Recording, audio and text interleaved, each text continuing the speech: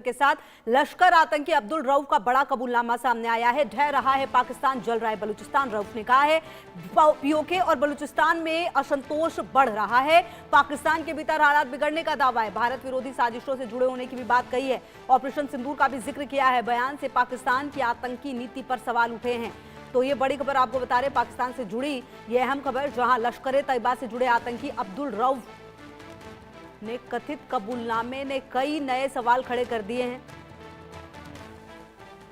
Media reports के अनुसार रऊफ ने स्वीकार किया है कि पाकिस्तान के भीतर हालात लगातार बिगड़ रहे हैं और पाकिस्तान अधिकृत कश्मीर यानी पीओके तथा बलूचिस्तान जैसे क्षेत्रों में असंतोष बढ़ रहा है। अपने जहरीले भाषण में रऊफ ने कबूल किया था और पाकिस्तान अब भीतर से ढह रहा है। उसने साफ शब्दों में माना कि बलूचिस्तान, खैबर पख्तूनख्वा और पाकिस्तान के अवैध कब्जे वाला जम्मू कश्मीर अब शांत नहीं रहे हैं। रिपोर्ट्स में दावा किया गया है। उसने भारत विरोधी आतंकी गतिविधियों और साजिश से जुड़े कई पहलुओं का भी जिक्र किया है। रऊफ के बयान में ऑपरेशन सिंदूर का भी उल्लेख है, जिसे भारत ने आतंकवादी ढांचे के खिलाफ कार्रवाई के रूप में अंजाम दिया था। रिपोर्ट्स के मुताबिक रऊफ ने माना कि भारत की कार्रवाई से आतंकी ढांचे को नुकसान पहुंचा था। तो विश्लेषकों का यह भी मानना है कि यह बयान पाकिस्तान की आंतरिक चुनौतियों, आतंकवाद और क्षेत्रीय अस्थिरता को लेकर चल रही बहस और तेज कर सकता है। हालांकि इन दावों की स्वतंत्र पुष्टि नहीं हुई है, लेकिन यह घटनाक्रम ऐसे समय में आया है जब बलूचिस्तान और अन्य क्षेत्रों में सुरक्षा स्थिति को लेकर लगातार चर्चा हो रही है। इस कबूलनामे को पाकिस्तान की आंतरिक सुरक्षा और आतंकवाद के मुद्दे पर एक महत्वपूर्ण घटनाक्रम माना जा रहा है। तो आपको बता दें कि बयान से पाकिस्तान की आतंकी नीति पर सवाल खड़े हुए हैं और जो बातें कही गई हैं लश्कर आतंकी अब्दुल रऊफ की तरफ से, ये बड़ा कबूलनामा जो है इसे आप कहा जा सकता है, क्योंकि पाकिस्तान ढह रहा है, बलूचिस्तान जल रहा है, ये बात भी कही जा रही है। और पीओके और बलूचिस्तान में असंतोष बढ़ रहा है, ये बातें भी कही जा रही है।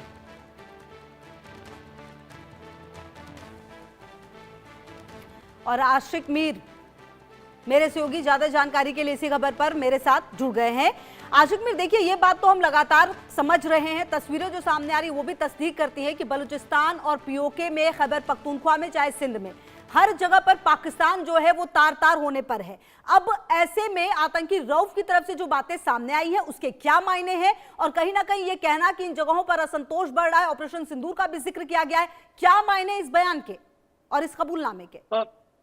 देखिए, बिल्कुल लगातार हम देख रहे हैं पाकिस्तान में जिस तरह से अनरेस्ट की स्थिति बनी हुई है। लगातार पीओके हो या बलूचिस्तान, खैबर पख्तूनख्वा, ये वो स्टेट्स हैं जहां पर लगातार जो है पाकिस्तान की सरकार को जो है आम लोगों का एग्रेशन जो है वो झेलना पड़ रहा है। तो इस बीच जो इस वक्त पाकिस्तान में आतंकी जो इस वक्त वहां पर ऑपरेट करते हैं, चाहे हम लश्कर के आतंकियों की बात करें या जैश ए मोहम्मद जैसे आतंकी संगठनों की बात करें, तो वो वहां पर ऑपरेट करने में उन्हें काफी ज्यादा दिक्कत आ रही है।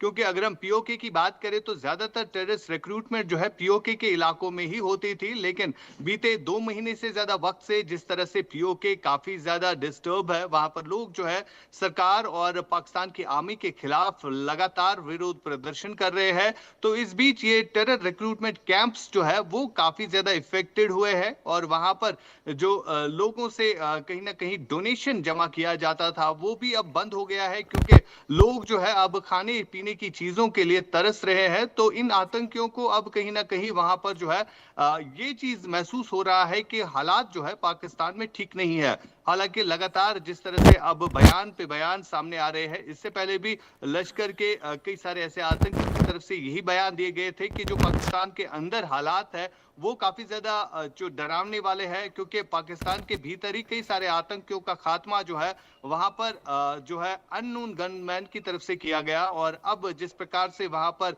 डिस्टर्बेंस बनी हुई है, चाहे हम खैबर पख्तूनख्वा की बात करें, बलूचिस्तान हो या पीओके के इलाकों की बात करें, तो इन हालातों का असर जो है वहां पर अब इन आतंकियों पर भी साफ तौर पर देखा जा सकता है। जी बिल्कुल। और आशिक मीर, देखिए कहीं ना कहीं इस तरह के आतंकवादियों का बयान, इस तरह के आतंकवादियों का कबूलनामा ये बताता है कि पाकिस्तान अंदर से कितना ज्यादा टूट रहा है। खुद चाहे पाकिस्तान के हुक्मरान ना माने, ना असीम मुनीर माने, लेकिन आप कहीं ना कहीं देखिए आशिक मीर, पिछले 1-1.25 साल से जो घटनाक्रम पाकिस्तान में हो रहा है वो बताने के लिए काफी है कि आप चाहे कितना भी रोक लें, लेकिन जो सच्चाई है वो बाहर आएगी। हालांकि इस आतंकवादी के सर्टिफिकेट की कोई जरूरत नहीं है कि पाकिस्तान के अंदर क्या हो रहा है, क्योंकि वो तस्वीरें हम भी देख रहे हैं। लेकिन अब जो बयान आया है इसको भारत के लिहाज से कैसे देखना चाहिए? देखिए बिल्कुल, जिस प्रकार से इस वक्त पाकिस्तान के हालात बने हुए हैं, तो इन हालातों के बीच जो अब लोग वहां पर निकल के सामने आ रहे हैं और इन लोगों के साथ वो आतंकी भी अब ये महसूस करने लगे हैं कि हालात किस प्रकार से पाकिस्तान में बने हुए हैं।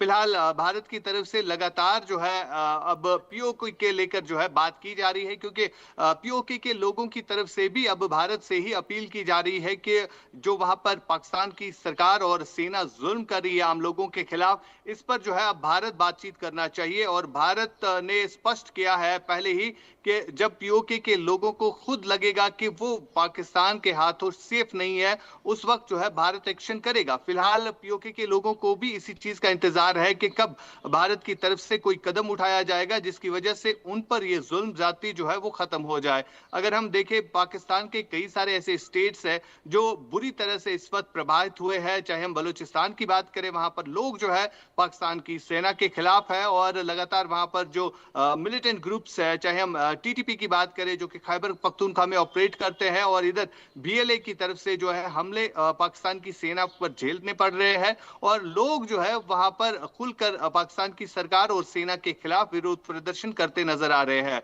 और यही हाल अब पीओके में भी बना हुआ है। पीओके के लोग जो है अपनी बेसिक फैसिलिटीज मांग रहे थे, लेकिन जब वो बेसिक फैसिलिटीज ना मांगने पर जो है अब उन पर गोलियां चलाई गई, तो उसमें कम से कम 140 के करीब लोग मारे गए। और अब उन्हें एक ही विकल्प नजर आ रहा है कि भारत जो है वो इस पर आवाज उठाना चाहिए, भारत की तरफ से कोई एक्शन होना चाहिए जिसकी वजह से इन लोगों पर होता हुआ जुल्म जो है वो रुक जाए। जी बिल्कुल, बहुत शुक्रिया आशिक मीर आपका इन तमाम जानकारियों के लिए।